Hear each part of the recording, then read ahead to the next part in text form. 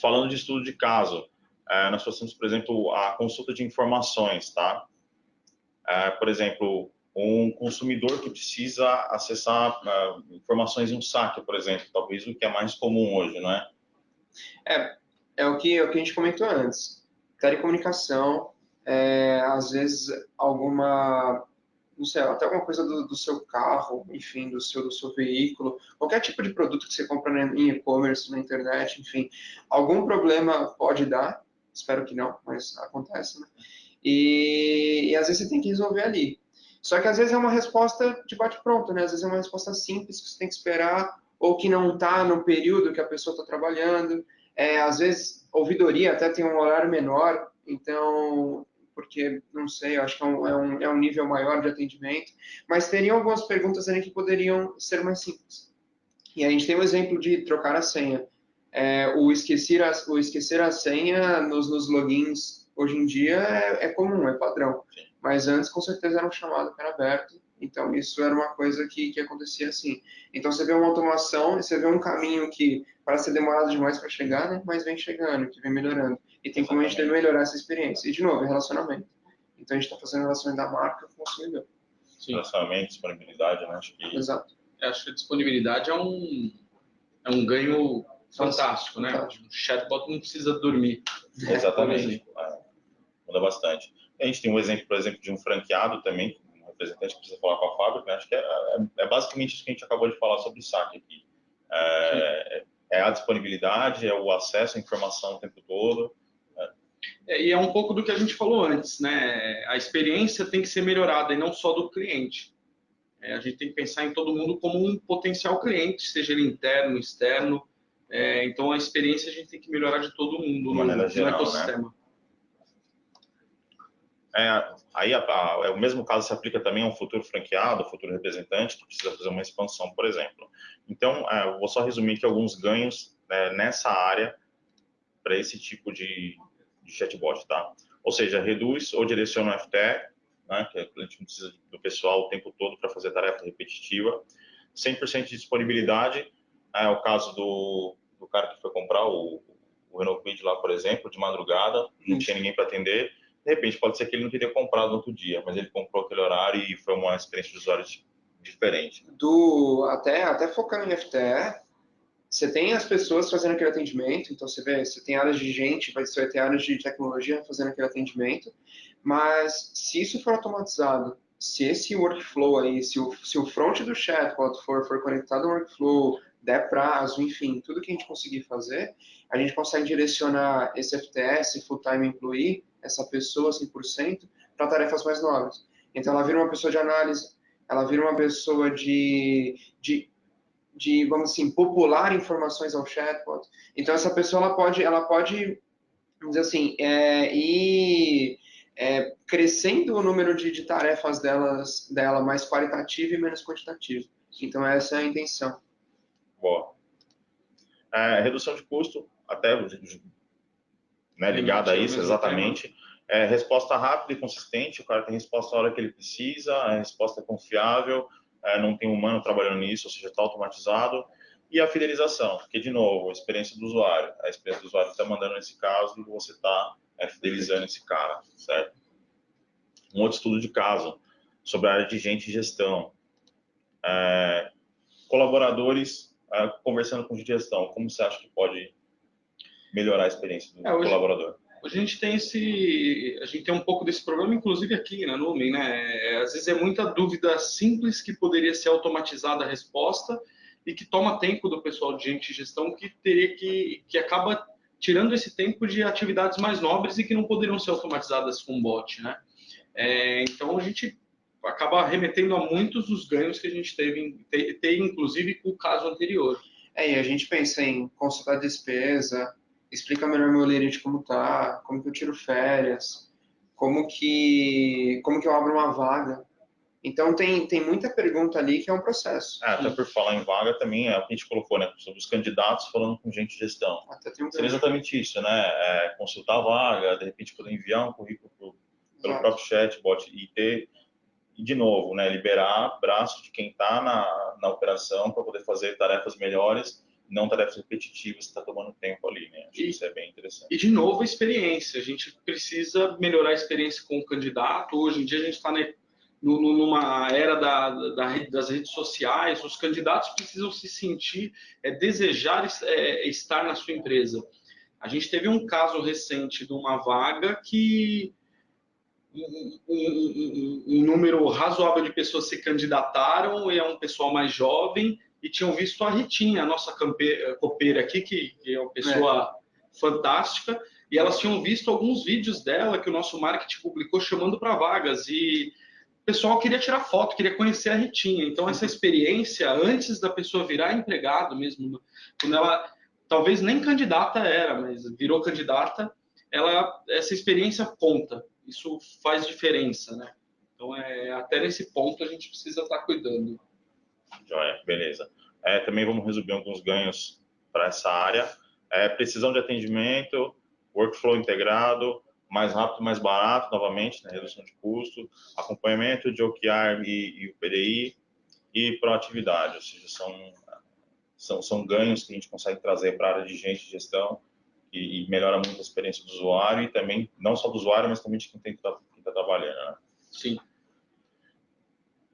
Mais um estudo de caso que nós trouxemos, que é a questão do suporte ao vendedor. Inclusive, esse caso é um vídeo que nós exibimos no SAP Now, que seria o quê? Por exemplo, um vendedor consultando informações em uma loja, por exemplo. Como o próprio caso que a gente exibiu, tem no link de novo, aliás, tem no link que eu já havia falado anteriormente, tem um caso, a gente consegue dar informações na palma da mão, num celular, onde o vendedor tiver, com som, sem som, dependendo de onde ele está. Então, você consegue deixar tudo muito mais dinâmico. Nesse mundo dinâmico, isso faz diferença para a experiência desse vendedor, pois pode resultar em melhores vendas, melhores vendedores querendo vir para o time. Sim. E aqui, o que é que a gente está entregando para esse cara? Informações CRM, o estoque que ele precisa levar, ou informações que ele precisa consultar se o cara comprou da última vez. Então, trazer... Novamente, a gente vai falar de disponibilidade, essa palavra, porque ela acaba atuando muito nessa questão de chatbot, né?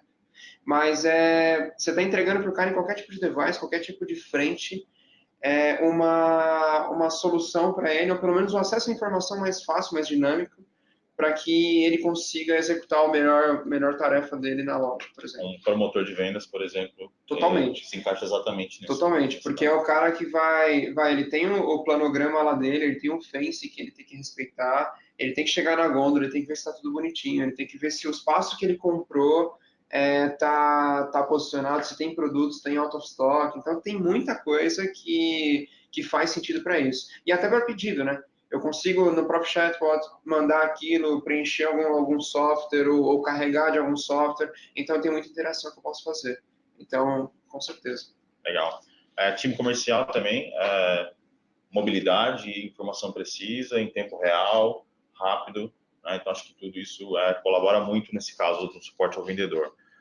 Alguns ganhos também para essa área, toda a parte de CRM integrada, a acessibilidade a qualquer lugar, a qualquer momento, planejamento de estoque, por exemplo, quando o cara precisa repor, plano de ação e ata, planograma, enfim, na verdade tem inúmeros pontos além desses que nós colocamos aqui, que melhora muito tanto a experiência e performance. Legal. Mais um estudo de caso também seria o que nós chamamos de checklist, que é o que o cara poder ter uma lista. Hoje tem muito checklist que é no papel, consulta a documentação de projeto, um desenvolvedor para saber qual documento que ele precisa utilizar depois de desenvolver um programa de fato, ou quais são os padrões de desenvolvimento. Então, acho que tudo isso, essa questão do checklist ajuda, né?